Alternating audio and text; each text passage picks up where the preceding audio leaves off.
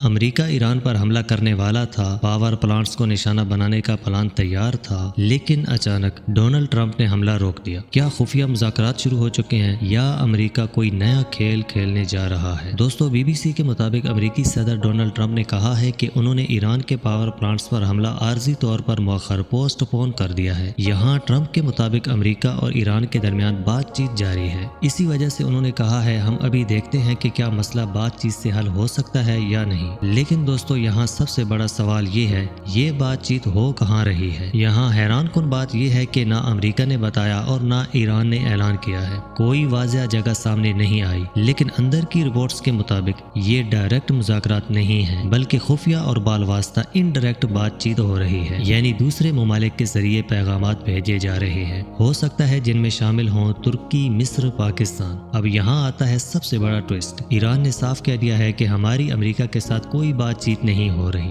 अब सवाल ये है, क्या ट्रंप सच बोल रहा है या ईरान हकीकत छुपा रहा है, या फिर सब कुछ पर्दे के पीछे हो रहा है? दोस्तों, इस सूरत हाल को समझने के लिए एक बात याद रखें, जंग से पहले हमेशा खामोश सफारतकारी, साइलेंट डिप्लोमेसी होती है। अमेरिका भी यही चाहता है कि बराह रास्त जंग ना हो, तेल की कीमतें ना बढ़े, खित्ते में बड़ी तबाही ना आए, और ईरान भी यही चाहता है कि इसके पावर प्लांट्स तबाह ना हो, मईशत मजीद न गिरे। इसीलिए दोनों तरफ से दबाव भी है और बातचीत भी। तो दोस्तों, इस वक्त सूरत हाल ये है, हमला रोका गया है, मुज़ाकरात की बात हो रही है, लेकिन सब कुछ खुफिया है, यानी दुनिया एक खतरनाक मोड़ पर खड़ी है। अगर बातचीत कामयाब हुई तो जंग टल सकती है, लेकिन अगर नाकाम हुई तो हमला किसी भी वक्त हो सकता है। दोस्तों, आपको क्या लगता है, अमेरिका ने ईरान पर हमला करके ठीक किया है, और ईरान कब तक खड़ा रहेगा? कमेंट्स में ज़रूर बताइएगा।